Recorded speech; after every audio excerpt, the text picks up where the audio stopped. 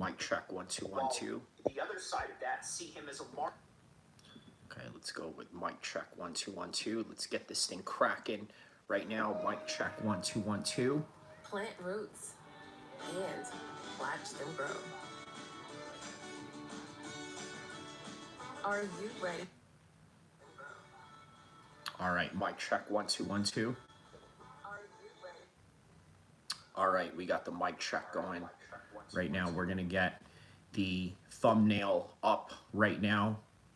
He says, let's go, perfect timing. That's right, my man. You knew exactly when I was going to, when exactly I was gonna go live. Of course, you know, we had to do this one. This is a very important card.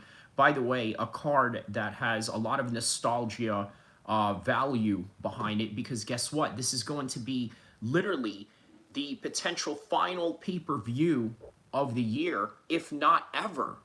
You imagine this is the last pay-per-view ever? Well, anyways, listen, we will be on in just a couple of minutes. We will be right back, okay?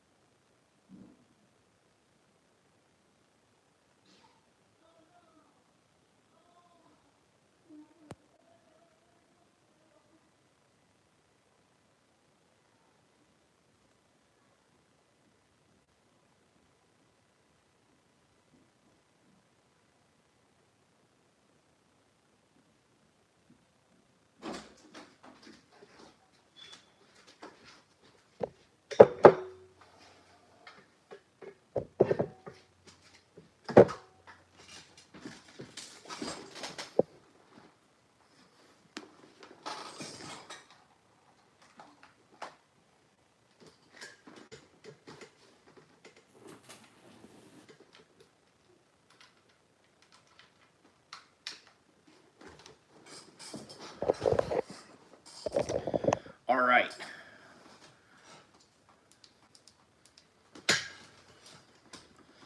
All right, so there we go, man. We're on and popping right now. Just a little bit of the intro, a little bit of some intro right now, and then we're gonna get it on and cracking in just a second, okay? So, all right, we will be on at 1 minute and 20 seconds from now, okay? Be right back.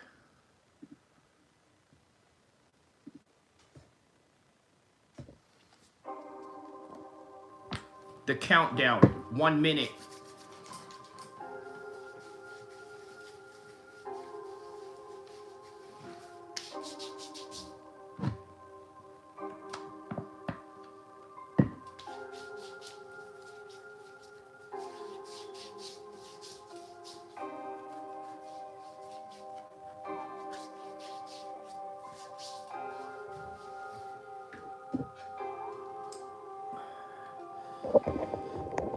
All right, 30 seconds.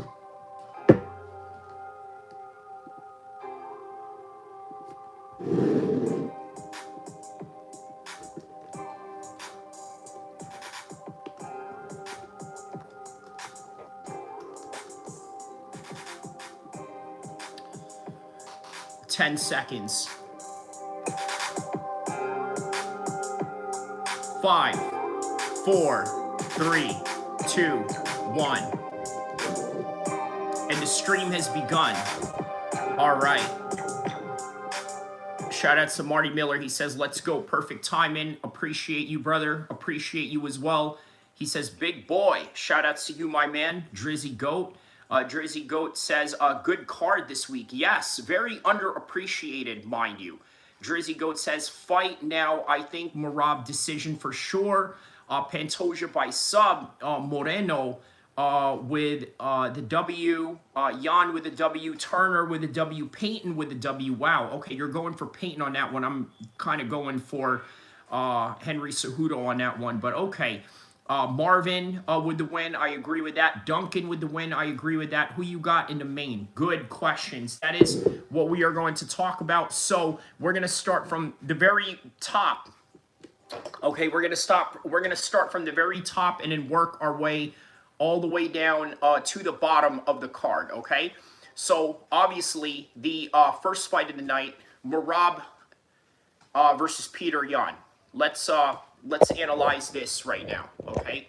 So, Merab versus Peter Yan. Okay, so, very even, right? And the way that they fought each other prior was very even, okay? Now, is there a possibility in the world where Peter Yan can take down Merab? Well, I say yes. There is a possibility that he can take down Merab. Now, if he's going to take down Merab, will he control him? The answer is no. So, in order for Peter Yan to win this, what Peter Yan virtually needs to do is create the wrestling to open up his striking. You understand what I mean by that? Create the grappling to open up your striking. Well, what do I mean by that? For example, you get in a close range position, right? What happens? Once you get in a close range position, there's a lot that could happen. You can clinch, you can uppercut. And let's say if you're in a clinch and as you're breaking away, you could throw a punch or very similar. By the way, shout out to Bobby Heenan. Very interesting screen name you have there. Is this a UFC channel or is it boxing included? Very interesting that you asked that because it is also boxing included. And what I was going to say is very similar to what David Benavidez did. He had his arm held like this, and then he was just punching with one arm as sort of a dirty boxing type of situation against his fight with Anthony Yard back in not too long ago, a couple of days ago, as a matter of fact. So there's a little boxing reference right there. Yes, I do boxing videos. I cover boxing as much as I cover MMA, but I am more of an MMA channel than I am a boxing channel. So in other words, I'm probably more of a casual boxing fan in comparison to me being a hardcore MMA fan, if that makes any sense. But speaking of boxing, obviously Peter Yan's whole entire apparatus is boxing, at least boxing in terms of MMA. You see, he is considered the master of sport in Russia when it comes to boxing, right? Very interesting how they sort of, label you these things when you are, let's say, a black belt, or they give you some sort of recognition. Bobby Heenan says, okay, I will subscribe. All right, man. Welcome, Bobby Heenan. Very interesting name. Me, I am a wrestling fan. If you can't tell, right? I'm a bit of a wrestling fan. So, yes, I'm very familiar with your name, and I'm willing to bet that's not your real name from what I'm suspecting, but on any regard, welcome. Everybody, welcome Bobby Heenan to the Kyrie Abu El-Kheer MMA family, my man. So shout out to you. Let me know what part of the world you are from. So the way that I see this matchup, I really don't see anything different from before. You see right now, Merab is on a hot streak, right? Great wrestling, great takedowns, constant pressure, which I think Peter Yan is going to be extremely overwhelmed from. So I don't really see anything different. Yes, there are going to be a few exchanges where, let's say, Peter Yan wins the scrambles, right? But overall, Merab is just the better overall fighter. So Victory says Merab should win, but for some reason I have a feeling Peter Yan is going to catch him with something. So that's a very good analysis right there. By the way, guys, hit the like button, hit the subscribe button, and let's get this thing cracking as we are right now previewing the main event, and then we're going to go all the way down to cards. Usually, what other content creators do is they'll start from the bottom all the way to the top. What I've noticed about my algorithm is that once people want to hear the news or the headline that is on the front page, they tend to pay attention in the very beginning and then slowly dwindle down. So yes, that's how I'm going to do that. So, okay. He says Merab should win if he should catch him with something, right? I believe that there is a point in this fight where Merab gets rocked. And then this is where we start seeing, hey, you know what? Merab sort of has a chin. Merab has, a bit of durability behind him. These are the things that we're going to see and find out about Merab going into this fight. So, Bobby Heenan says, I was given the name by Bobby the Brain Heenan in front of Madison Square Garden in 1993. Shawn Michaels is the GOAT. Wow, man. Wow. Okay, that is awesome, man. Well, let me know what part of the world you are from. I'm assuming you are from the East Coast, right? And I mean, I'm a California guy, but I grew up in the East Coast, so I know that wrestling was very big in the Northeast. And, I've actually had some buddies of mine that were pro wrestlers as well on the... I'm from Newark, New Jersey. There you go. So you must be hood then, huh? You're from Newark, New Jersey. All right. My man really hood up in here. Brick City in the house. Okay. So, hi, Kyrie. Johnny Milk says, hello, Johnny Milk. Let me know what part of the world you are from.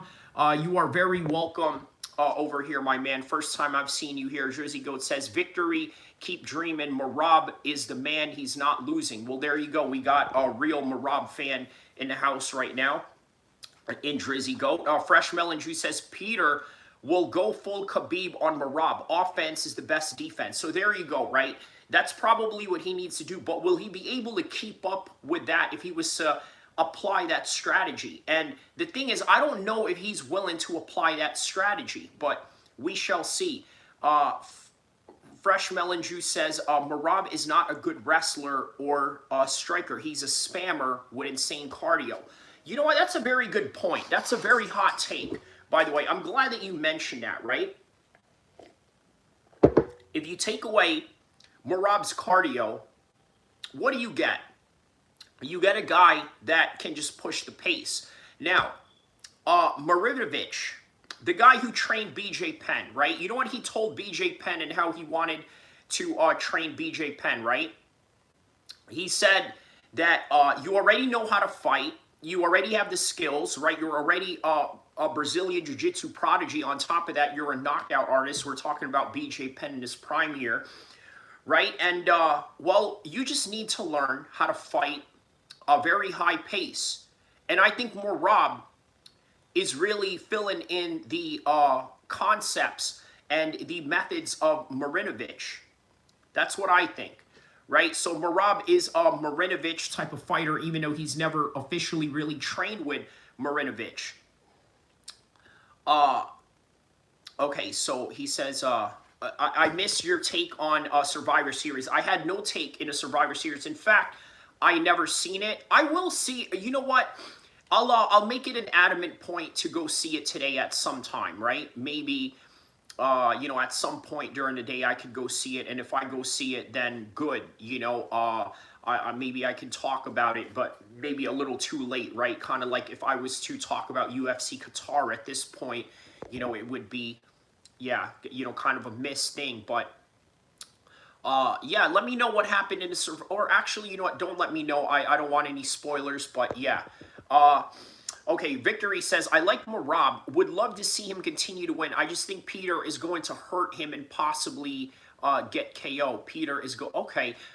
You know, because Peter Yan has the capabilities of doing so. I mean, look at what he did to my boy Uriah Faber, for crying out loud, right? Bobby Heenan says, I was a criminal nerd that gave up the life of being a stick-up kid and joined in the Army 20. What the heck? Man, I feel like you are, you know, talking about someone's life story there, Bobby Heenan. He says, I was a criminal nerd. I gave up a life of being a stick-up kid and joined in the Army at 21 years old. Yeah, you sound like somebody I know. You know what I mean? But shout out to you, Bobby the Brain Heenan. Shout out to New Jersey, man. You know what I mean? You know, for a long time, I've hated that state, right? Not to digress into this, but I've hated being, you know, from New Jersey. I hated being there. But then, you know, I often find that a lot of my supporters are from New Jersey. And, you know, it makes me think like, man, was Jersey even really that bad at all? Or maybe I'm just so in love with California. But on any regard, yeah, man, shout out to you on that. He says, you're not wrong, Fresh. Jason Hill says, are you ready for Christmas, Birdman? Birdman? Am I the Birdman? Okay. I don't celebrate Christmas, my man, but, you know, I will take the holiday and the time off. Yeah, sure, I'll take that. Victory says, Merab, he doesn't really do much strength and conditioning. Aside from running, says he just trains really hard, lots of rounds. So here's the thing about Merab that I need you to understand, right? So Merab was a former construction worker, right? Francis Ngannou was a former construction worker. I mean, you could sort of argue that what he did was borderline slavery, but on any regard, it was hard work. So this is something that I often notice with a lot of guys, right? Malcolm Wellmaker, Merab, who else? Francis Ngannou. There's also a lot of guys that have done construction over the years. I know this guy, what's his name? Jesse Taylor. You guys know Jesse Taylor, right? A former Ultimate Fighter contestant. He was going to win, but he bashed up a limo while he was at a casino. And then, yeah, so basically, you know, he got let go of the UFC. That was during, I believe, the Rampage versus Forrest Griffin. But yeah, Jesse Taylor, very strong guy.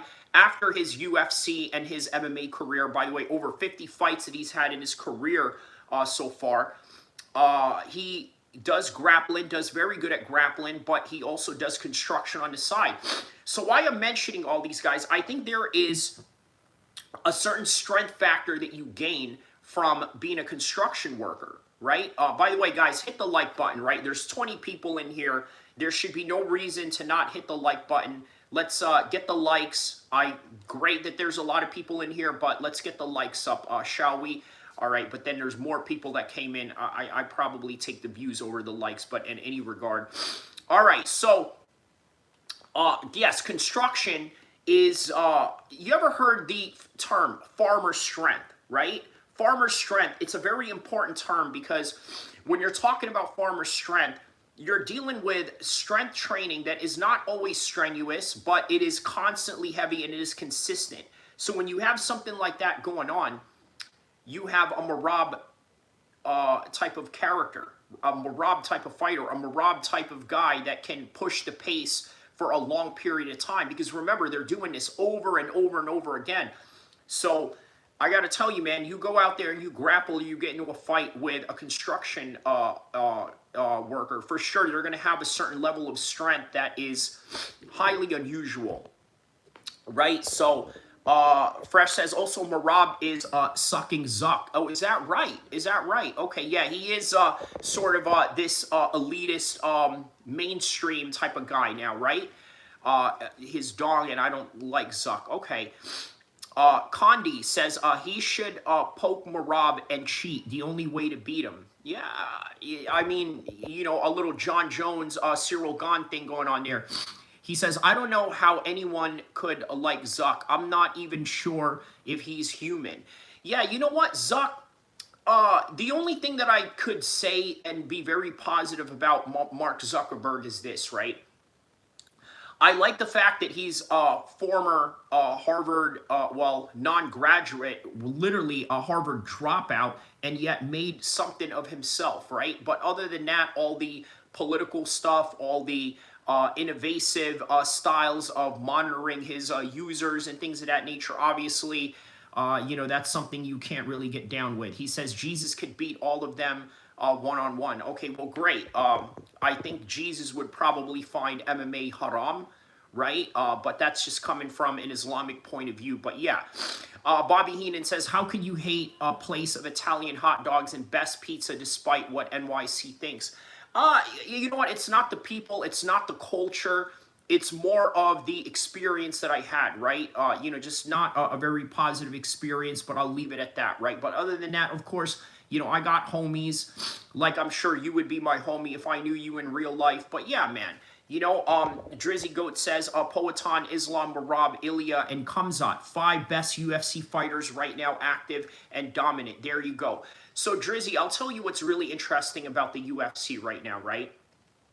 What's great about the UFC is you have this type of model where it is literally now one of the best rosters ever, right? You have multiple double champions. You have multiple former champions, right? You've never seen that in the George St. Pierre era or the Anderson Silva era. It was like the Hulk Hogan era of MMA, right? Because literally it was one guy that was sitting on top and then basically waiting for everybody to literally catch up into, you know, into those rankings. But, okay, so Fresh says, the eye poke is a good strategy, so kicking the nuts, grabbing the gloves and fence, it's a profitable play within the given rules. Okay, Quake says, hi. Hello, Quake. Let me know what part of the world you are from. Drizzy Goat says he's Georgian. Pantoja is the best. Brian Pros, I used to have that till my back gave out. I'm pathetic. He says, Drizzy Goat says Pantoja is 125 Roach. Is a 125 Roach, LOL, but I agree he is really good, and I have him winning by sub this weekend, but good matchup for him. Yeah, Joshua Van, it ain't no joke. Correct, man. He says, how do you feel about Malcolm Wellmaker? I'll tell you about Malcolm Wellmaker, right? I thought he was a West Coast dude, right? Simply because he's half black and Asian.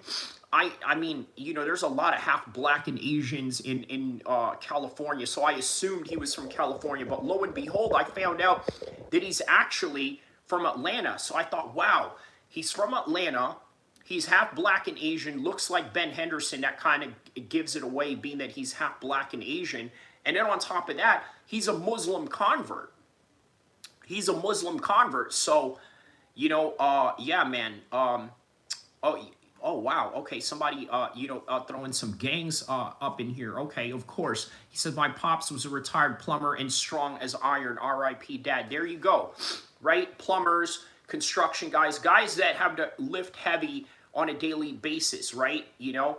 Robert Fonville says, schoolyard dead homies. All right, man. We got some schoolyard Crips in here. Shout out to everybody in L.A., shout out to everybody in Stockton, obviously, with all the things that was going on.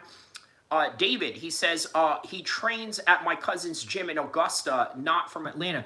That's right, David. I remember. Were you here when you were telling me about him? Was that you that was in the chat that was telling me about him? Let me know. I may have seen you with a different screen name, or maybe you had the same screen name, but nonetheless. So, all right, final verdict on Merab versus Peter Yan. It's going to be Merab by decision. Okay, he's not going to get a knockout. He's not going to get a submission over Peter Yan. This is a high-level fight. But even with a high level, I think Merab has Peter Yan's number a little bit, just a little bit, has his number just a little bit. So I think it's going to be enough for Merab to win by decision. All right, carry on.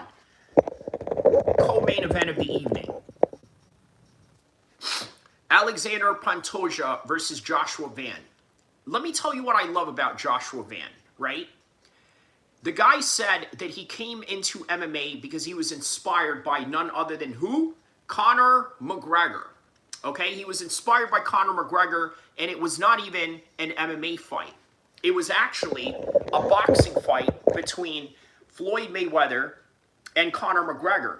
And just by that alone, right, not even an MMA match, he decided, I'm going to go into MMA because of this crazy, in his own words, this crazy white guy that I saw on TV fighting Floyd, and he was inspired by that. Lo and behold, here he is, now at a championship level, way higher in the rankings than McGregor is in the current moment of time, and here he is now living his dream, potentially becoming a world champion. Look, I'm going to be honest with you guys, full disclosure, I think I got a little bit of biasness going into this fight, okay? And I'm going to explain a little bit of the technical analysis, but keep in mind the biasness that I have on this one, because I really like Joshua Van. I didn't train with Joshua Van. I don't know him from a can of paint, but I really do like him, and I would like to see him win. Okay, so let me see here. Great fight. Joshua Van got hands. Yes, he does. Fresh Mellinger says, will Dana White book Aspinall on No Chase UFC event moving forward now that he's got Brown syndrome? Yeah, I think people are sort of making some sort of racial innuendos about these medical findings of him having a Brown syndrome as some sort of like, you know, racial undertone to make fun of brown people or something. And I've seen MMA Guru do that. Of course, MMA Guru would do that. It's low-hanging fruit, and a lot of his fans are low IQ, so there you go. Drizzy Goat says, I have to go with the Cannibal. Okay, the Cannibal. Who's the Cannibal? Victory says, yeah, there's a lot of that, David. David, I'm from Team Francis Ngannou. I'm Team Francis Ngannou all day. Well, hopefully we'll see Francis Ngannou back at some point, right? And if you've been in this chat long enough, was that you calling Fresh low IQ? What do you mean by you know, calling Fresh low IQ? I tell you what, speaking of Fresh and speaking of Pantoja, he loves Pantoja, right? He loves to put up Pantoja against the heavyweights. But I tell you what, I think Joshua Van is going to rock him a few times here very early into the fight. I think he's going to rock him, right? I think that once he rocks him, it's going to be a game changer, and it could potentially affect the whole entire fight all throughout 5 rounds, right? So what I'm seeing is that Joshua Van is going to somehow knock him down a few times, hurt him, but then once he hurts him, he can do whatever he wants with him, right? So maybe Joshua is not the best wrestler. The way that he's going to hurt Pantoja, there's a good chance that he could out-grapple him if he hurts him very early. But that's if he hurts him very early on, right? And even if he doesn't hurt him, I think that he can outpoint Pantoja. He can fight with range. He can do a very Dominic Cruz, TJ Dillashaw type of style where he can dodge in and out and basically hit him in areas where Pantoja doesn't think that he can be hit. Now, Pantoja, look, man, very experienced champion at this point, right?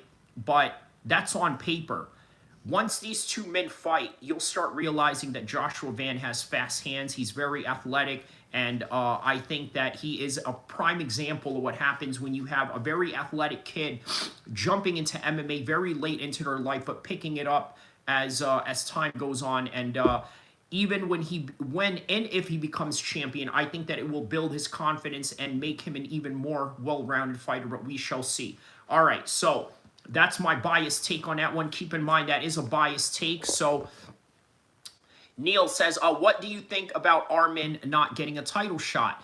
He's the #1 lightweight contender after Gaethje and Pimblett.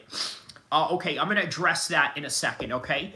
I'm going to tell you about that right now. Armin, let me read this first. Armin, the mop head can wait. He can barely beat Oliveira. I don't think he could beat Ilya. Okay, Pantoja will take a couple of shots coming in. I just to get his back, his chin is solid. Okay, he had a title shot. He missed weight and fights once a year. I'm sorry, hurt his back. Yes, there it is, right? Brendan Schaub mentioned that, oh, didn't he miss weight? No, he quote-unquote hurt his back. Look, to answer your question, Neil, okay, this is an entertainment sport. I understand that you understand the world of sports through baseball, which, by the way, has a season and then has playoffs and then the World Series. Shout out to the Dodgers. Just like the NBA, right? There's a regular season, there's playoffs, and then there's the conference finals, and then there's the world finals. I don't know why they even call it world champions. You're playing with a bunch of Americans, but I guess you could say that everybody in the world wants to play here. So yeah, I guess you could call it a world champion. Arrogant in my defense, but whatever. Okay. In MMA, it doesn't work out like that. It's an entertainment sport. Hey, this guy looks like he could fight this guy. All right, let's run it. Oh, there's a good storyline between number 1 versus number 5. Let's skip number 2 and let's go with number 5 instead. That's how this sport goes, my man. And then on top of that, how do you not know and understand that? I'm not saying you, per se, not attacking you, the proverbial you, but more like, how do you not understand that this sport is predicated on having the most famous eyes fight in front of you? Look, put it like this, right? Everybody always says Jake Paul is not a real boxer, but guess what? More people want to pay attention to him box more than any other boxer. Okay, now if Elon Musk and Mark Zuckerberg, the topic of subject matter that we spoke about earlier, what person in the world does not want to see Elon Musk and Mark Zuckerberg fight? At this point, if they decided they were going to sign up to have a professional card, okay, and then, put their names in, SureDog and, and get a professional fight, they would be, on day one, the most famous fighters on earth, okay? And you could argue and say, well, they're not real fighters or this and that. That's just what it is. Point and shoot. Oh, my God. Is that point and shoot here? Is that really point and shoot right there? Is that the point and shoot channel? No way. No way the point and shoot channel is in here with me. He says, what's up, Shorty? No gi. He says, do you know Bali? No, I don't know who that is.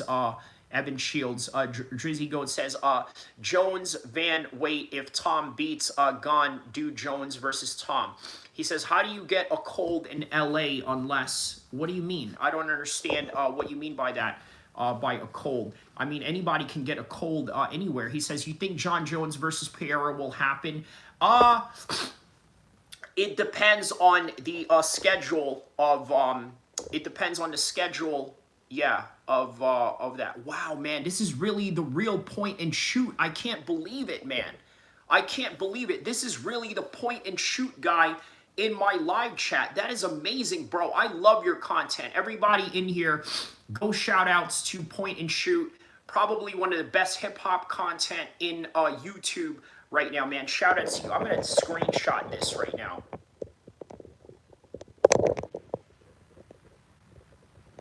Wow, man. That is awesome, bro. That is awesome. He says, are you impersonating Connor? Am I impersonating Connor? What do you mean? Are you saying that because I'm like sniffling and because it's what he likes to do? I told you, I'm literally emulating what me and John Jones are going to do in the after party. I'm just joking. All right. So, okay. So, yeah, Joshua Van is going to win that one by decision. That is my official prediction. He says, keep up the excellent coverage. Oh my goodness, bro. I am so stoked, bro. I am so stoked. I can't believe this, bro. I can't believe this. Like, do you understand what this is like, guys, right? Like, first of all, I mean, look, yes, I am partially a gang hip hop channel, right? Like I make no bones about that, but I am a hip hop channel. I am an MMA channel, and for a guy in that kind of genre to come in here, oh my goodness, bro, you just really boosted my confidence today. Point and shoot, man. Everybody, shout out to Point and Shoot. I can't believe Point and Shoot watches me, bro. I can't believe it. I can't believe it. He says, "Are you idolizing Kyrie Haram?" No, I'm not. It's not idolizing at all. It is literally real, recognized real, bro. I'm just a fan of his work, and and I'm very honored for you to be in here. You know what I mean? Man, it's great when the greats recognize you, right? Jesse on Fire. I know you guys don't like Jesse on Fire, especially Marty. He hates Jesse on Fire, right? We got Jesse on Fire, Point and Shoot, Zayn Musa, right? For those of you that don't understand, man, Zayn is, he's a legend in them parts of London, bruv. You know what I mean? He's a real legend in them roads, man. He's a real road man in them things, yeah? Real road man in them things, yeah? Real road man, yeah? All right, so let's get to the road right now. Okay, Brendan Moreno versus Tatsu Taira. Now, look, Tatsu Taira, very impressive record at flyweight division, right? Very impressive. He said, dude is ready to drop to his knees for Point. Nah, man, it ain't.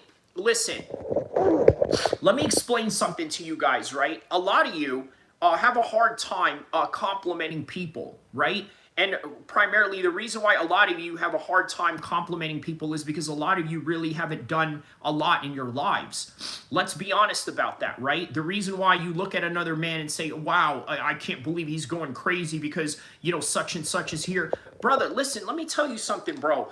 If you are secure about yourself and you know that you are great, you know that you've done great things, you don't need to somehow act like, I'm too above it or too good for it or this and that.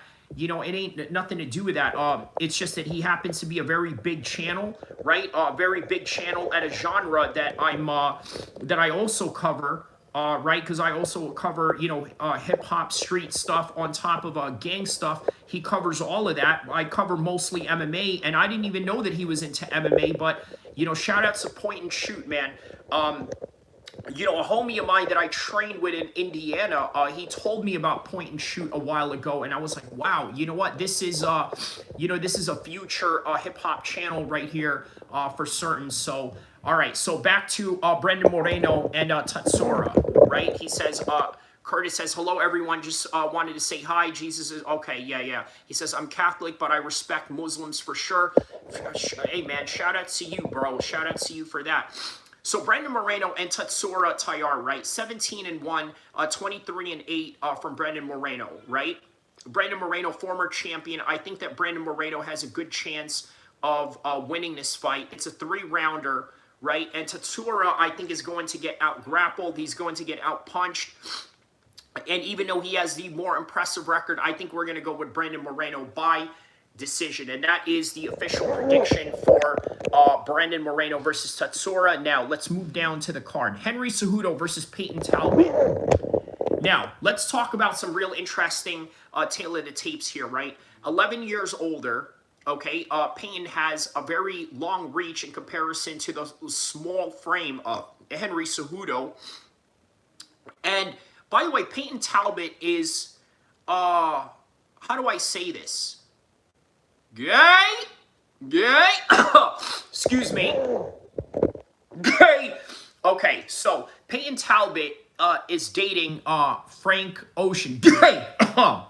Okay, so yeah, very interesting person, right? I mean, for depending on who you ask. Okay, let's put that away. All right, let's put that away because we're talking about fighting, right? We have our own opinions about Peyton Talbot, right? As a Muslim man, you know where I stand with that. And Henry Cejudo being an Ali Abdelaziz fighter, you'd probably think that I'm going to be very biased on this. And he's a wrestler on top of that. So more than anything, I'm biased towards wrestlers more than anything that I am with Muslim fighters. And it just so happens a lot of Muslim fighters are wrestlers. But on any degree, I think that there's a good chance Henry Cejudo is going to out-grapple him here, but Peyton Talbot is not even ranked. Okay, and I think at some point Henry Cejudo is going to push the pace on him. The only thing is, how young or how old is Henry Cejudo? Because 38 at 135 pounds doesn't seem ideal, is it? He says Cejudo is gay in his own way. Yeah, I mean, you know, cringe doesn't always necessarily mean gay, but okay. Curtis says, tell me how Jesus isn't present in your life day to day. Because I'm Muslim, brother. You know, we look at Jesus as a prophet. Peace be upon him. How about that? That voice is hella deceptive, LOL. What? My voice is hella deceptive? Explain what makes my voice hella deceptive. I think the reason why you think that my voice is deceptive is because you never really seen anybody express the English language to its fullest capacity. So therefore, anything that you see that is this remarkable, you somehow view as suspicious or somehow, in your own words, deceptive. That's not how it goes. Willie Benin, you know what I mean? We'll put it like this, right? I grew up around different parts of the world. So as a result of that, I had to develop an accent that everybody understood.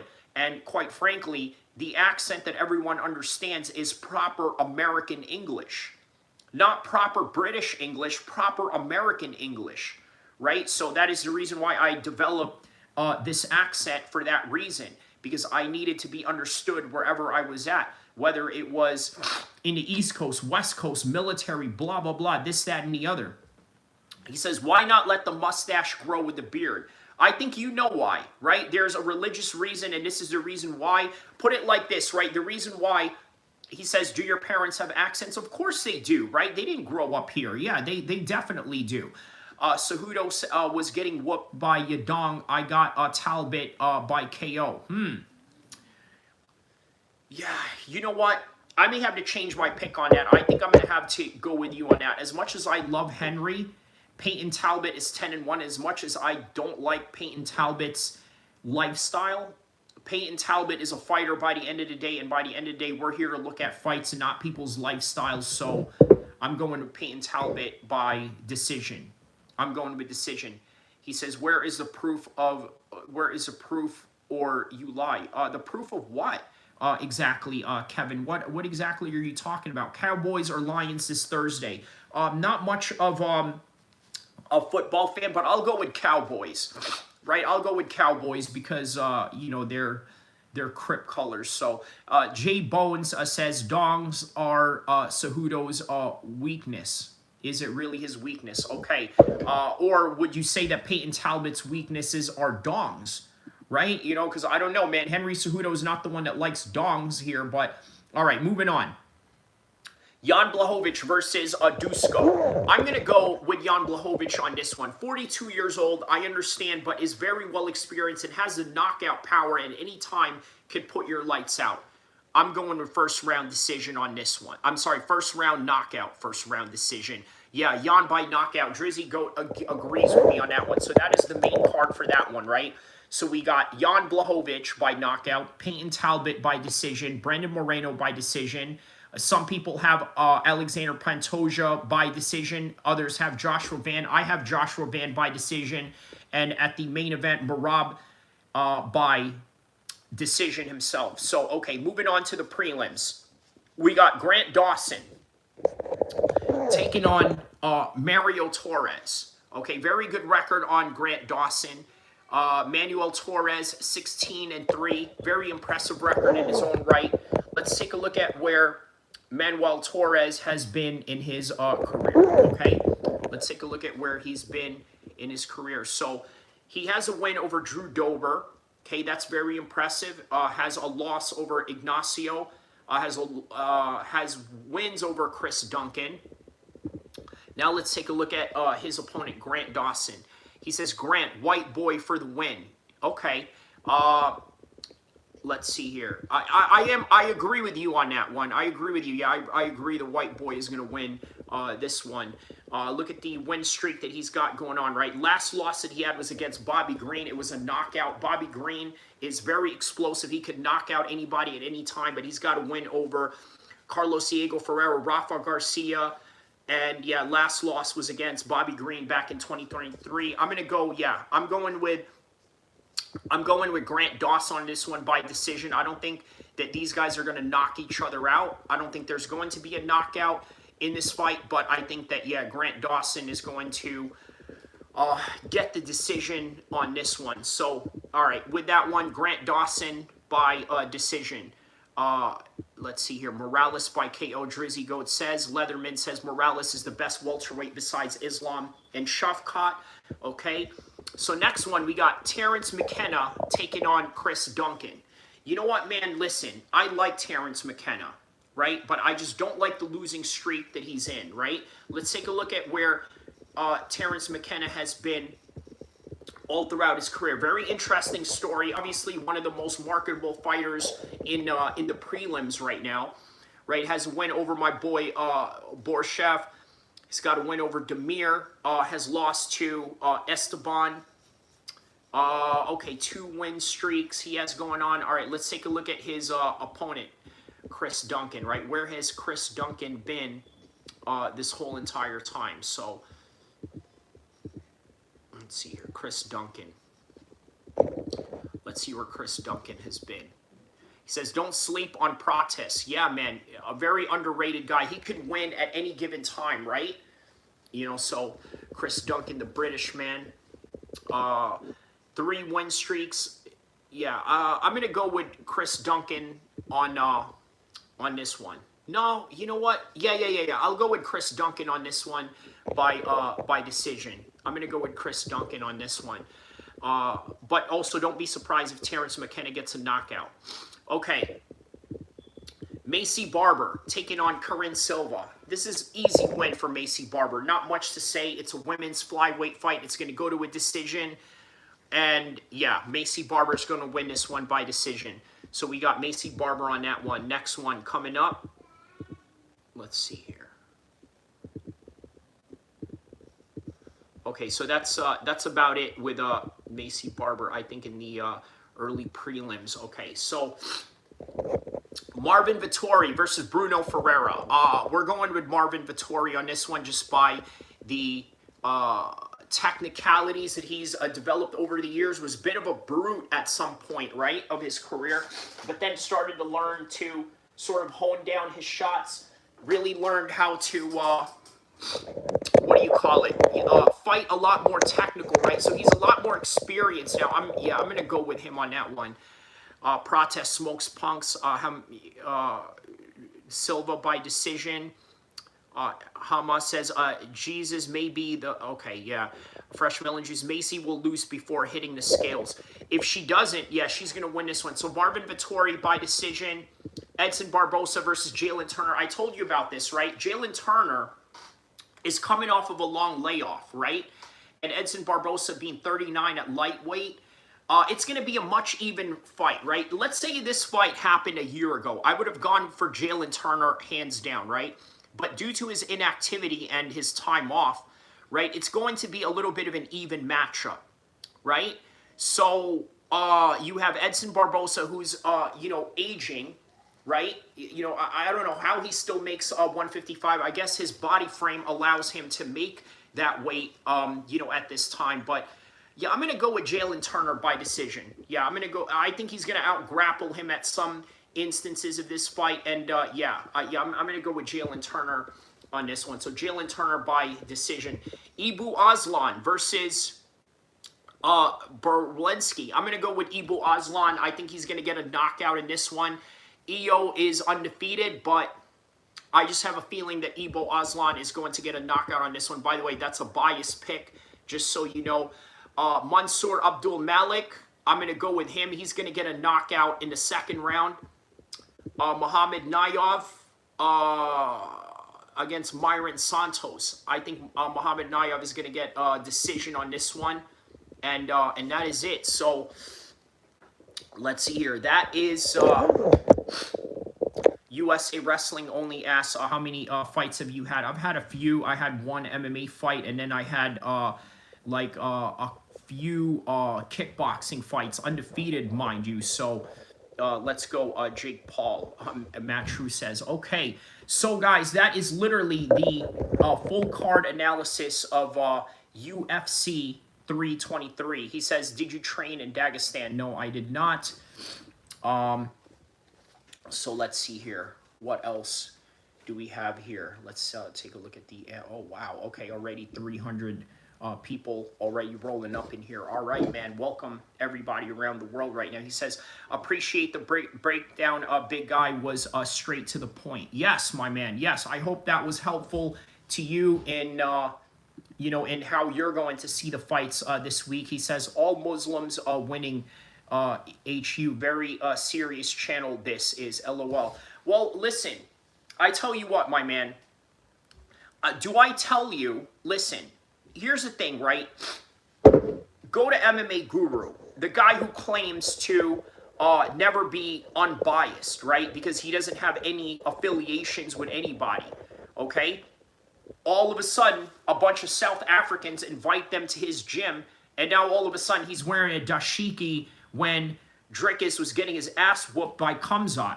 You guys remember that? This dude was wearing a straight dashiki like he was from South Africa.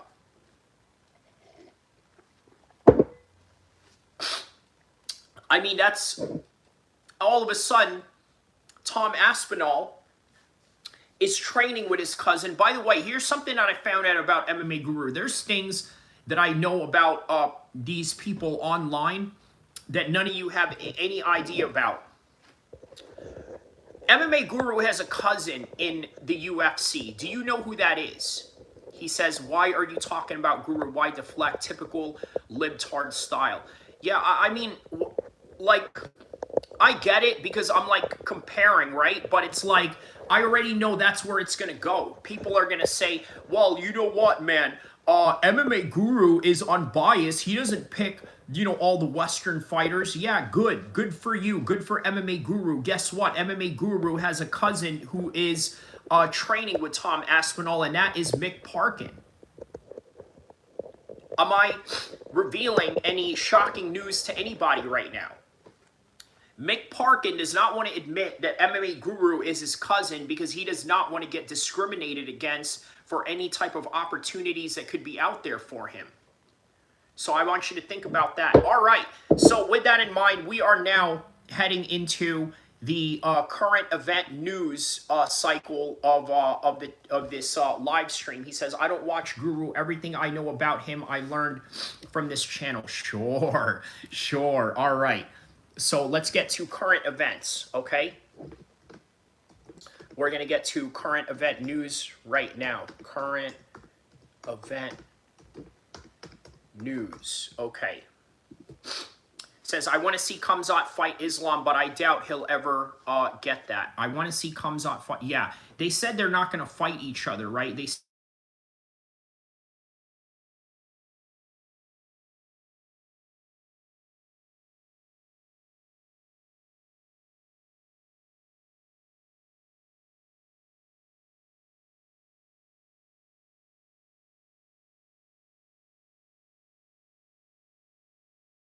Okay, what about now? Am I muted right now? Am I still muted? Am I still muted? Good. Okay. All right. Muted. Okay. What happened was I got a phone call. So I don't know why people call me while I'm live streaming. Right? It's almost like they know that I'm live streaming, and yeah, I don't know, but whatever. Okay. So Warren Cali.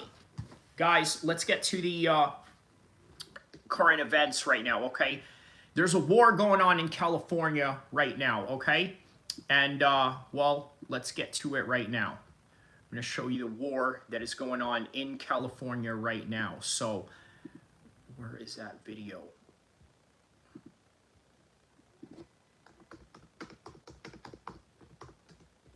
As you guys know, there's a bit of a war going on in Stockton right now. Let's check out my man War in Cali, right? This is one of my favorite channels right here. War in California, libtards against the USA. War between who? Gangs? Yes. And by the way, this is a gang that I'm very familiar with, right? I'm very familiar with this street. I'm very familiar with this neighborhood. And I'm very familiar with the people in it. So, this one hits close to home. So here we go. Now, if you're aware of the active street wars in Stockton, California, from several rap artists, Now, if you're aware of the active street wars in Stockton, California, from several rap artists, or a few of my episodes, then you will know Stockton is one of the deadliest cities in California. Several gangs from different sides of Stockton have engaged in wars that led to various deaths that have been highly public. Okay, so it's interesting you brought up the Diaz brothers, Alfie, right? This is what I wanted to say. Guys, let me explain something to you. This is a world that the Diaz brothers know nothing about.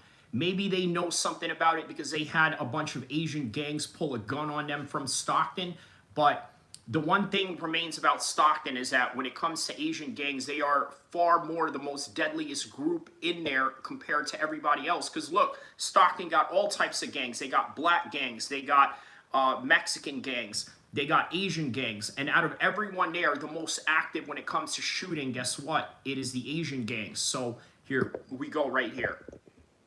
Publicized on social media. Some of the most prominent gangs of Stockton hail from the south side of Stockton, like the Fly Boys and MB, which go by names like Muddy Boys and the Mud Brothers. They are allied Crip sets and basically are the same gang. They consist of mainly of black and Asian members. All right, so you heard that, right? They said mostly black and Asian gang members. So this is, once again, this is a crew that I'm very familiar with. MB Nell, the rapper that was shot at, I know his uncles, I know his cousins, I know his family, and I know that whole entire neighborhood. So, you know, yeah, this one is one of these things that I can actually, like, think about it, right? This is a news clip that I'm actually talking about where it is close in proximity with me, along with Team Alpha Male fighters and stuff like that. So it's kind of like that, right? You know, kind of like one of them things. You know, something that I know about. I mean, look, I've covered other gangs before. I've covered Chicago gangs, New York gangs, other California gangs, but this one hits a little closer to home. He says, the Diaz brothers rule Stockton. They are the real leaders of gangs in there. They are all, man, come on, man. This is what I'm talking about, my man. You know, the Diaz brothers know nothing about gangs in that part of the world, right? They're not gang affiliated. I'm not saying that to discourage them or to diss them in any kind of way. That's just the fact. Now, look, the fact that Stockton is such a gang-infested area, and for you to not be in a gang kind of brings into question what it is that you really did, or if you're even really from Stockton at all. Our boy says, do you F with baked beans? Sometimes I think about sitting in a tub, baked beans. Okay, yeah, good for you, my man. I'm gonna have to remove that comment. I'm not gonna ban you, but I'm gonna remove that comment just for stupidity alone. But yeah, man, Captain says Nick's in rehab in Mexico. Good, as he should be. Some of the main members of that section that are rappers are people like Bands, MB Nell, Dougie, Boy, and Nano, among others. Now the Fly Boys and MB have a lot of beef in the city of Stockton. All right, this is how old I feel, right? A lot of these kids that you see right here, a lot of them are sons of my homies, right? You know, obviously I have guys that are a little bit older than me, maybe in their mid-40s, maybe in their 50s. These are their sons. You know what I mean? And that's crazy to say because what they're doing now, it was no different than what we did, you know, in the mid-2000s back in the days, like almost 20 years ago, right? It was really no different. Now they're the ones doing, but they're doing it in a new generation kind of way, in a new kind of way, in a new style, right? If you look at the way that these kids dress nowadays, it's a little bit different than how we used to dress, right? We used to dress in khakis, you know, Chuck Taylors and all of that. Now they dress in tight jeans, obviously a lot of jewelry, right? Sometimes grills in their mouth. So he says, that's not true. I grew up in a heavy gang area and I had zero pressure to join one. Well, what part of the world is that, Rava? Let me know what part of the world that is, because Stockton is a different animal, right? Literally, every neighborhood has a gang. I mean, like, literally, right? So what I am saying is that, yeah, he says skinny jeans mofo are badass. Yeah, they can be, man. Look, this guy right here in this picture right here, Bands, right? His dad was a Norteño. He's half Filipino and Mexican, right? So his dad was a Mexican Norteño. His mom's Filipino, but he decided to join with, you know, a Filipino gang, right? Which is what these 8th Street guys are. Now, 8th Street used to be an all Filipino Asian gang. Now it's a mix between black Crips and Asian Crips, which basically formed a new alliance and a new gang in a new age. So let's continue on. Like from once allies like Nightingale, who are one of their top rivals now, where rap crew EBK hails from, along with West Stockton Gang, the Lewis Park Bloods, and also North Stockton Crip gangs. So you can say that. Okay, so this guy right here, MB Nell, I know his cousin and his uncle Jesse, right? So he's he's a nephew of one of my homies, and he is the target that they were looking for. He says, yes, as of December 2nd, 2022, Governor Gavin Newsom is facing at least 2 active federal lawsuits related to Proposition 50, California voters approved redistricting measures. Wow, okay. Have a long list of enemies, and that has led to some of their members' death and some of their members going to prison for murder. The most notorious members coming from MB are the Flyboys, and who gained fame through their music have been MB Nell and bands, who I covered before in previous episodes about their street ties and deadly situations they have been tied to due to their rap beefs. And they have been known to go at their enemies through their music and also through their interviews. Wait, if you were detained at any Sacramento County juvenile detention facility, this is the money glitch that's Ain't none of that, nigga. So you're saying everybody was united until EBK came along? I ain't gonna lie, yeah, it was all one. We niggas be out there getting money, all this shit, you feel me? And then, like you said, like, you know, like how shit happens. Older niggas go to jail, you know, niggas disappear, the structure get lost. All right, so he's absolutely right about that, right? There have been a lot of people from, you know, that neighborhood that have gone to prison, right? I know somebody who has, someone really close to me who's gone to prison for over 20 years for shooting at Mexicans, right? This is real, guys. This is real as it gets. These are real people that are involved in real things, and these are real situations that happen in, you know, in this part of the world. So, Fresh says Newsom should be concerned about keeping California safe, not rigging a state for political gain. So this particular shooting in Stockton, he is now talking about it, right? Of all the gangs and all the gang shootings that have happened in California all throughout his time in service, he's never talked about it. Now, why is it that he has decided to talk about this particular shooting? Well, the reason why he has decided to talk about this particular shooting is because there is an obvious political motive behind it. Now, what exactly is that political motive? Well, because it is within the conversations and the algorithm of gun control, within the conversations of, let's say, labeling gangs as a terrorist organization, right? It goes into the subject of Donald Trump perhaps, you know, sending National Guardsmen into California, or in particular in Stockton. He says, Brent says, Tuesday morning. Shout out to you, Brent. Good morning to you, and good morning to everybody around the world. Now back to 8th Street Crip business. You feel me?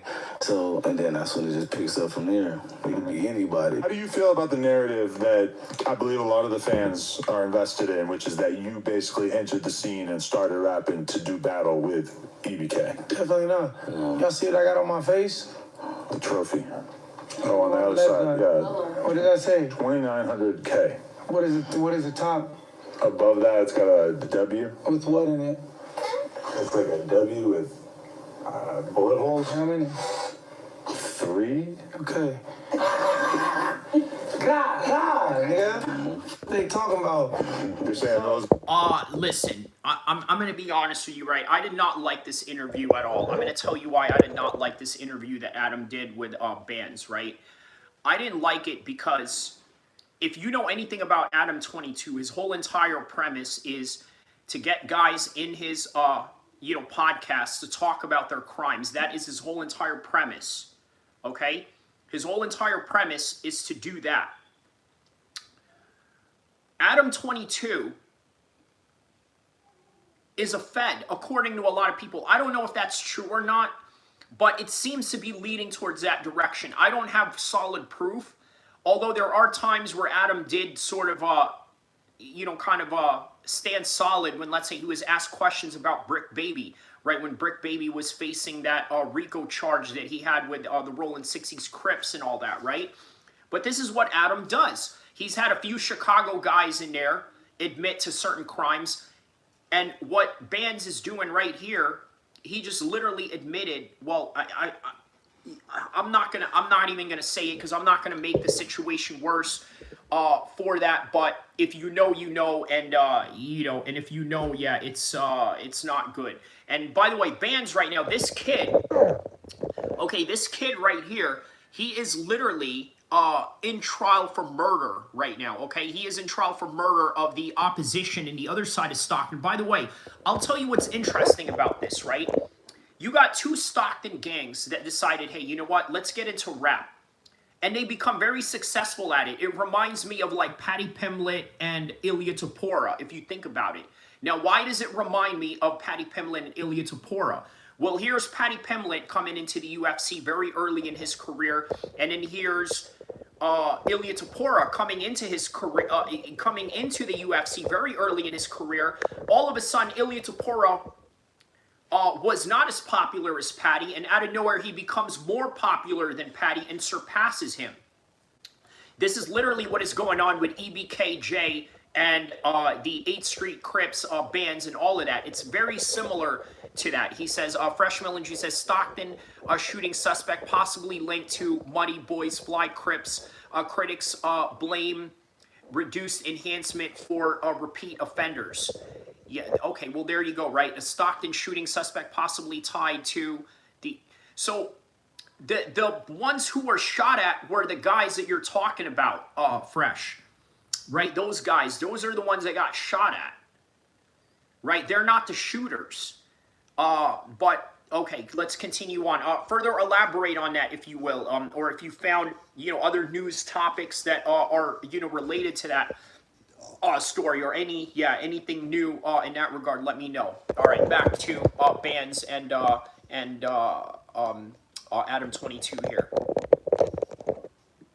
Those are more important ops. Look at them niggas I beat up. He ain't no bitch though. Like he own that in a way. Okay, so this bozo right here, this ugly looking bozo right here, this is the guy that is the opposition of you know, of the Flyboy Crips, right? He's basically the enemy, right? So listen, if you guys are a fan of this channel, okay, and you guys are a fan of me, if you see this guy, go spit at him when you see him in person. Just trust me, I have your back, okay? You know, go spit at this dude, okay? I'll have your back, I promise you. But you're not on. I'm kidding, by the way. I'm not here to incite anything or anything like that. I'm joking. This is all for entertainment, by the way. Don't do anything to him. In fact, he'll probably shoot some of you. So, yeah, you know what I mean? All right. Look at this. Look at this ugly-ass tattoo. He says, I think it's illegal, dude. What's illegal? What is illegal? Tell me what exactly is illegal. We are in the entertainment business. I'm sure people get at this dude all the time.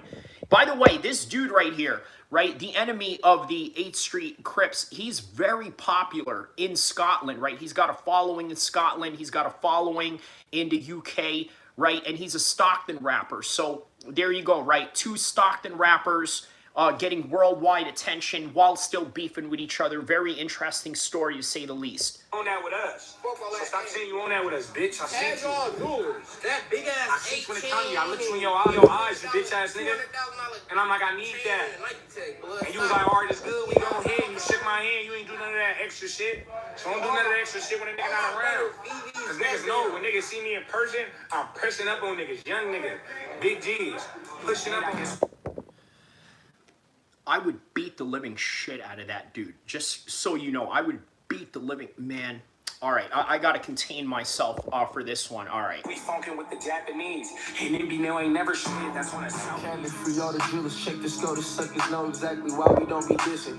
Wrist really a bitch, them leg shots got him limping. But Eli he ain't making, caught him loafing and they dished him. Mentioning my name, I can't stop it, now I'm popping it. We the real EBK, them hot girls crossing politics, Southside nigga. He says we the real EBK. In charge, it always been there. West side and southeast bitches linked for some get back. With Ban's incarceration for a murder case, among other charges, his close homie Nano has seemed to step in his place, taking his rap career serious. But at a point before the war between Flyboys, MB, and EBK, Nano and EBK J-Bo was... Man, listen, EBK J-Bo's a typical hood idiot, bro. He said, you know, beefing with the Japanese. Oh, I'm beefing with the Japanese. Well, we're not Japanese, you idiots. You know what I mean? They're Filipino. But with that relationship turning sour due to street ties, EBK Jabo has dissed Nano on numerous records. I know. Hey, Fresh, what are you talking about? What exactly is illegal, my man? Let me know in the comment section below what you mean is illegal. He says, this is real music, not the freaks who can sing and play instruments. Used to be my brother, but he fuck with niggas. You chose your side, fucking sucker, you devil niggas. Nano's career even got more exposure, appearing on YouTube channel Tommy G, which Tommy G usually goes around showing different neighborhoods around America and showing some of their rappers. And that's exactly what Nano did, putting a spotlight on his community. But being a known face puts you in situations that you may not be able to get out of. It puts a target on your back, and unfortunately, you may pay the price. Nano on November 29th will have a birthday party for his daughter at a hall. All Would right. it be a bad idea if you use our credit card to pay for your marketing? Actually, it is a shark from the TV show. All right, so the next topic of this particular story, obviously, is the subject matter at hand of the shooting that happened on November 29th, Oh my goodness, man. Listen, let me tell you something. I'm glad I'm a little bit older now, because when it comes to parties like that back in the days, you're talking about a rapper being there at a party or this and that, I would have absolutely gone there, right? But being that I'm older and being that now I'm an MMA streamer, guess what, man? When all of that was happening, I was here live streaming with you guys. So you guys are actually out there saving my life. So, you know, shout out to you on that one. At the same time, too, though, there was a lot of security risk that a lot of these guys sort of, implemented, right? A lot of security risk going on. Like, for example, there's a lot of guys that were just standing around outside, just being very visible, right? Everybody knows you're a rapper. You have a chain that's like this big, and everyone sees that you are the Hood Trophy. Everyone sees that you are the guy in the neighborhood, and this, and I mean, it was a risky business. But all right, let's continue on right here. Someone opened fire at the hall in Stockton, where 100 people had gathered. Detectives believe the gunfire continued outside, and there had been multiple shooters.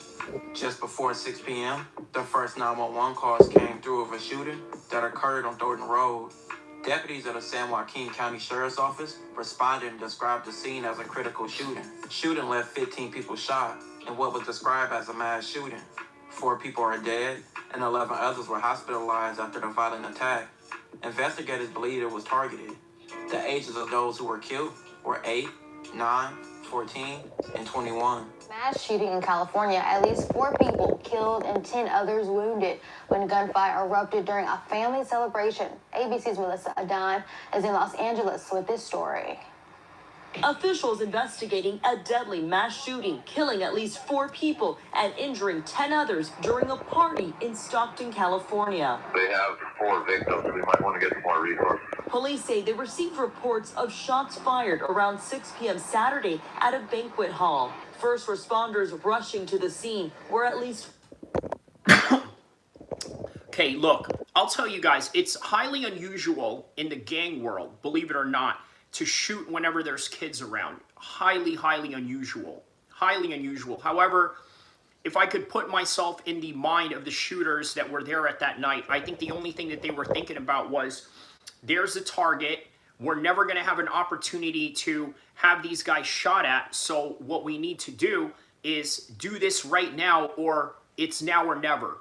That's sort of how they are, going at this, right? So they look, and then also there's a pressure. If you're in a gang, depending on what gang it is or what type of structure, there's heavy pressure in for you to perform, right? And perform meaning, okay. And it was right there. The opportunity was there. On top of that, this particular area of Stockton, it's really dark. There's not a lot of cameras. A lot of the businesses, believe it or not, don't really have much cameras. They don't really have, a lot of, the technological advances that most, let's say, stores should have in terms of security. And then it's very dark in this area. There's not a lot of street lights. Remember, Stockton is very underfunded. It's literally like a third world country, right? Fresh Melon Juice says, a November 2025 report by Conservative Manhattan Institute published in City Journal cited federal counterterrorism sources confirming that millions of dollars in stolen funds were sent back to Somalia, with proportions reaching Al-Shabaab. Wow. Who was it that did that? Was it, let's say, a Somali official that did that? Or he says dozens of individuals, primary of Somali descent, 79 charged per federal sources, have been implicated. Okay, well, 14 people, including children, were shot and taken to local hospitals. Witnesses say they heard several rounds of gunshots. There was 3 sets of gunfire that wasn't really too concerned about it, but then the next 2 sets came, and then all of a sudden there was all these police were here. Investigators say they believe this was a targeted incident and the suspect remains at large. Our number one priority is ensuring that we find that suspect and hold them accountable. Investigators are urging those with any information about the shooting to come forward as detectives work to determine the motive. Aspect of why this is so shocking to many of the people that were here today, and praying for also the people that are in the hospital and praying for the families of these children, of course. And that was the main thing. It was here have people who we've lost over the years. But what I will say to the people that did this is, it's never been gangster to kill kids. Never. It's never been gangster. The kid who is talking in the background, the guy who's talking in the background is Jason Lee, by the way. He's the gay vice mayor of Stockton. He was also a podcast host for Hollywood Unlocked, right? Which is a podcast that Floyd Mayweather basically made for Jason Lee. And now Jason Lee is a vice mayor of Stockton. To kill kids. You went in a birthday party and shot people's children. So I know we're here, we want, just, if I could just, parents brought their children out and they left with medical examiners. That is not human. That is not human. And I will say to those who are thinking of retaliation, when my brother got murdered, I thought about it too. It's human to want to hurt people who hurt people you love. But I had... Okay, so you know what? That right there, listen. Out of all the things the vice mayor was talking about, right, Jason Lee made a very important point right there, right? It is normal to want to hurt people that hurt your family. So understand that everybody has different reasons why they are in a gang or why they gangbang, right? Some do it because it's a cycle that just keeps on going and going, and some do it because they got stuck in a cycle, being that somebody of their family members got hit and they decided they wanted to go do something about it. Now they're in that life. Right? So please understand, those that are very judgmental towards those that are about that life, understand there are multiple reasons why people engage in these things, and this happens to be one of them. Revenge happens to be a focal point in those reasons why. A choice to make, and I hope that the people out there in our community make the right choice and contact law enforcement, call me, call the mayor, call whoever you know, call the pastors, call your... Man, fool, they ain't gonna call no law enforcement, bro. There's no way they're gonna call law enforcement on that one. He says Kyrie is in the horseshoe gang. That's right, man. You know, I love horses, also known as polo. That's it. This is a polo shirt, by the way. You know, very expensive, mind you. But yeah, man, you know what I'm saying? So that's what it is. You know, some guys like to wear chains. Some guys like to wear jewelry. I like to wear, you know, designers if I could, right? But I do it in a very subtle way. You know what I mean? I do it in a very subtle way. Just like what Marty Miller said about me and Darren Till, right? Darren Till also kind of expresses wealth in a very subtle way as well. So turn yourself in, because at some point ain't nobody gonna turn themselves in. Imagine that. He's telling the guys who are involved in this to turn themselves in. Nobody got to turn themselves in if they don't got to, especially if they are not being, you know, hounded or, you know, or investigated. The redemption for what you did is going to happen when you see the person that created you. The shooting had a lot of backlash, with many innocent kids losing their lives and being shot. Or rival gang members voiced their opinions, some not condoning the shooting, and others not caring what happened. Listen up. If staff abused you while you were locked up in juvie, you are not just stuck with the trauma. You could be looking at 300 grand or more. What the hell? Why do I have commercials of people that were being abused sexually in juvie? Why do I have that as a commercial? I don't know. Bro, they're talking about they don't condone shit like that. All right, so this guy right here, he says, yeah, we absolutely condone it. And I know a lot of people are going to be mad at what this guy has to say. Listen to what he has to say. I got something to say about it as well. You sound like a bitch. We condone all that shit. We condone it, but we didn't do it.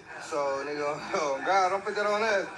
Bro, we condone this shit, though, because niggas be shooting that niggas with their kids and shit. I'm done giving all you niggas passes. That's the old me.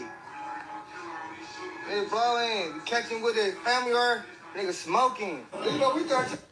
All right, so listen.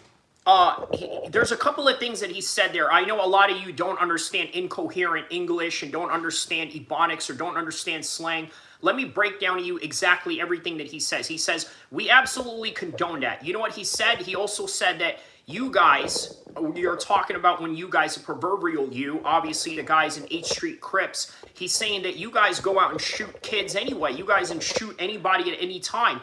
I don't know if that's real or if that's true or this and that. I don't think that he should be even talking about that on, on an online basis or anything like that. But that is where he stands. What he is saying is that, man, I'm done giving all of you passes. Look, this is literally what you signed up for, right? And I'm sure he doesn't like the fact that kids got hit, but at the same time, you ever met people that are war criminals, just like Pete Hegseth? By the way, before we get done with this, we're going to talk about Pete Hegseth as we end the stream in just a little bit. But yeah, man, that's what happens when you are in this life. It is what happens. It is unfortunate when kids die, but I think that, believe it or not, for that standard of that type of lifestyle, he actually has the most reasonable take out of anybody who is part of that lifestyle. But let's continue on.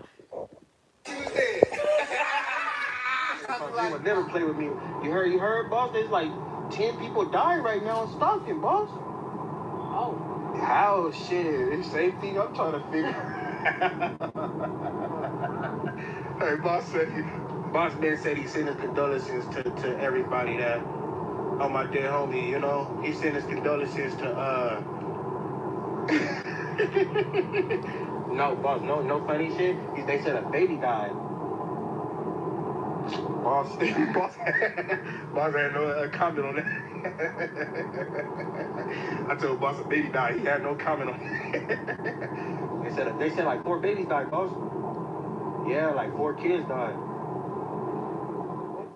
All right, so it was then they realized that 4 kids had died, right? Because they were obviously on Instagram Live talking about the incident. And, obviously, look, whenever a rival gets hit or whenever somebody you hate gets hit, right, you're going to be glad about it. But then when kids get involved, it's kind of like, I don't know.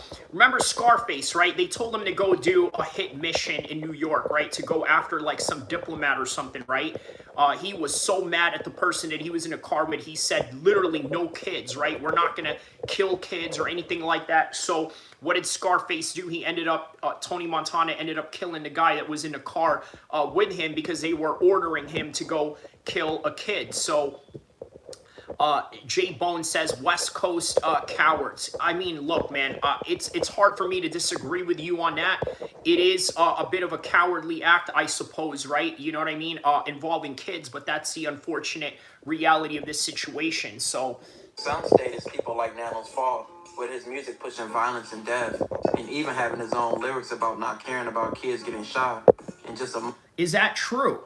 Is that true? Now, look, obviously, I'm very familiar with this neighborhood. I'm very familiar with their music, but I don't know if he, you know what, man, somebody has to send me some lyrics on Nano actually saying that, right? So, yeah, man, by the way, these streets right here, I'm very familiar with this area right here. This is like in 8th Street near, in the south side of Stockton right here. This isn't too far from, the 5 highway, the 5 freeway, and then, north towards Sacramento and then south towards that way. But yeah, Nano, yeah, that's his name, Nano. A month after that release of that song, his daughter...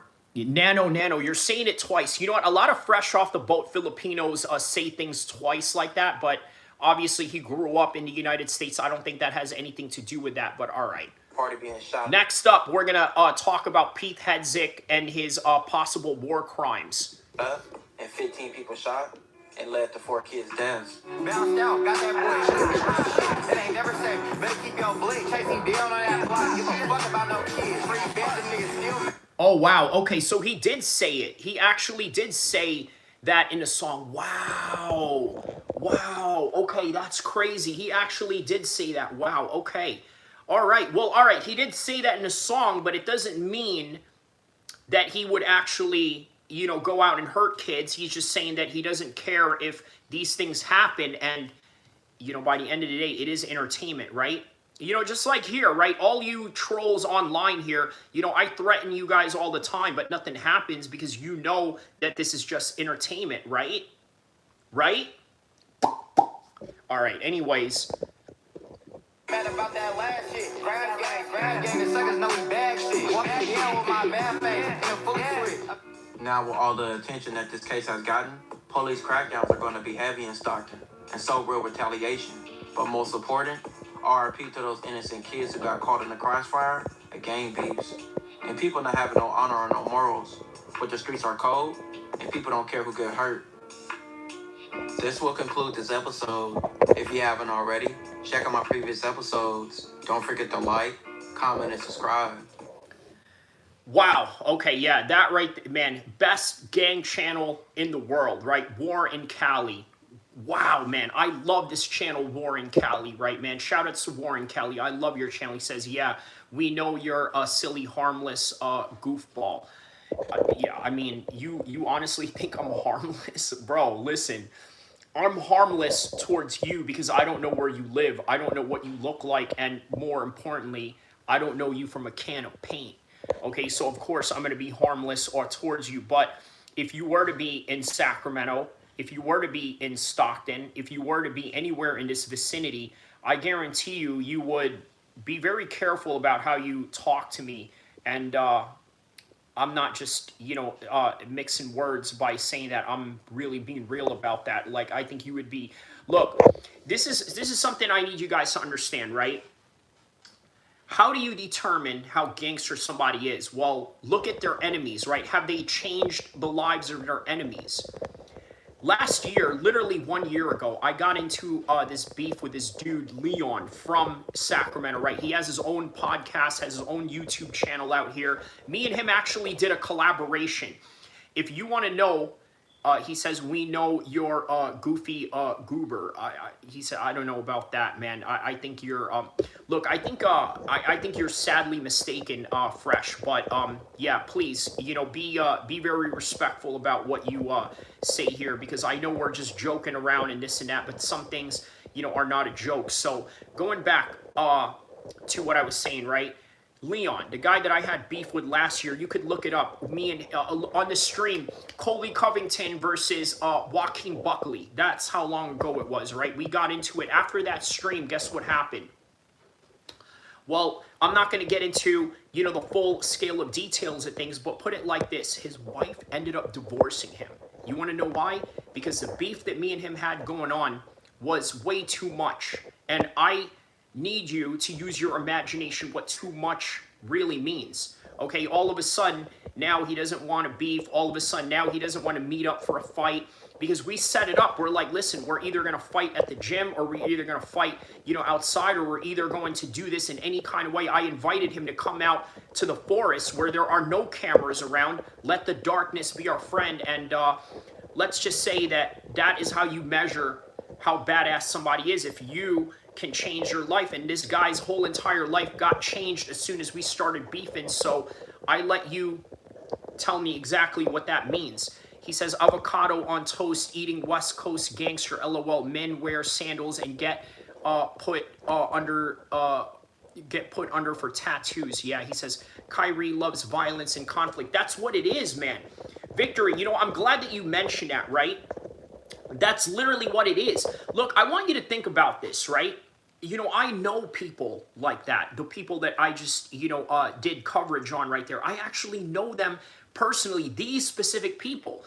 Now, you got to ask yourself, how is it that somebody like myself who's college educated, somebody who speaks proper, somebody who speaks literally the King's English, okay? I speak perfect American English, right? I speak the type of English that your senator, that your congressman, that a president should be speaking, right? What makes you think that, you know, I think about it, why would these people, you know, hang out with me, right? For this same reason that Victory just said right there. I love the same things that they love, and I'm willing to do it if I'm being disrespected or if I'm being pressed on. Nobody is going to press me. Nobody is going to, punk me.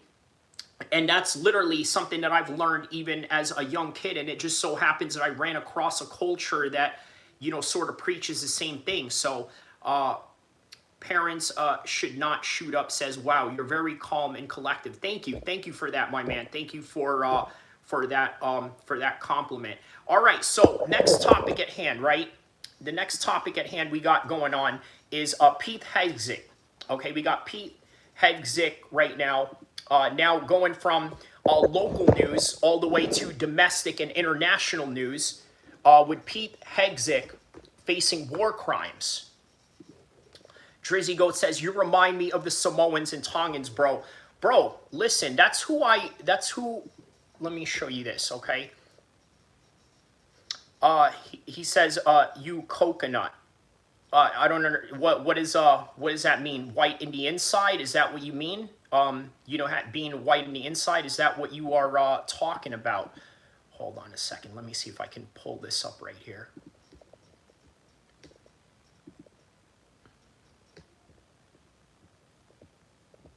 Let me see if I can pull up this picture real quick. Okay, here we go.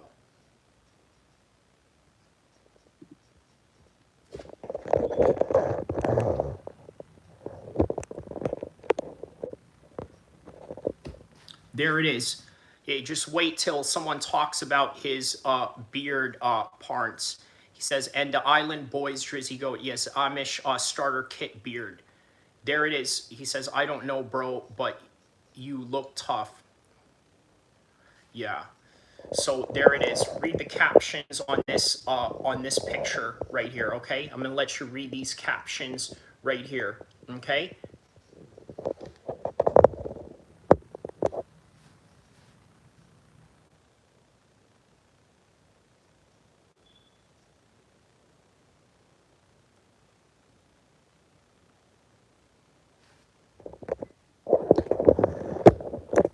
Yeah, guys, this is as real as it gets.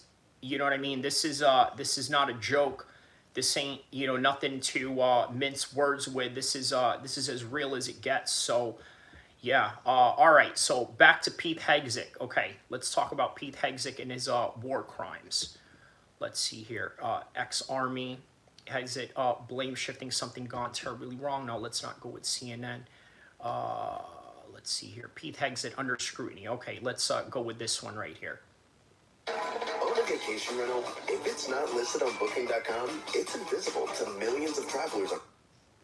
This morning, the Trump administration a decision to strike an alleged drug boat near Venezuela in early September twice. NBC News reporting that second strike was ordered after the first failed to kill everyone on board, according to a U.S. official and a source familiar with the Pentagon's actions. Some lawmakers now raising legal concerns if the second strike targeted survivors, with questions growing about Defense Secretary Pete Hegseth's role.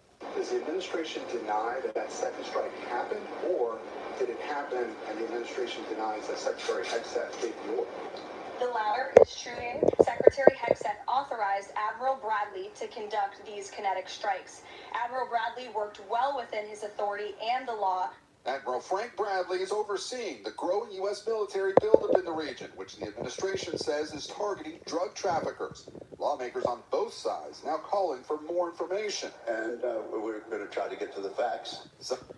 I'll tell you what I found really interesting about this story, right? Believe it or not, this story really relates to the last story that we talked about, because it involves war crimes and taking out innocent people that don't need to be taken out, right? So there's a little bit of some similarities in these stories here, right? But a lot of people are arguing, especially in the military community, that what Pete Hegseth did was fairly legal and straight to the point of what needed to be done. Now, that really depends upon military experts and what they think a war crime is, but there are some that are very divided in this particular story, but let's continue on. Some say targeting incapacitated survivors after the initial strike. So that's sort of the problem here, is they were upset that they were targeting people that, didn't need to be targeted. People that were already shot out of the boat and then continued shooting after the fact. Could be a war crime. You don't do that. Everybody knows that. You know, that is against the... Slip says, good. Okay, well, explain to me why that is good. He says, double tap. Double tap, what do you mean by that? You mean that they went at them twice? Or, yeah, let me know what you mean by that. Geneva Conventions. On Sunday, President Trump was asked about a second strike aimed at... Oh, man, look at Trump, bro. He looks stressed out. He says criminals have to go.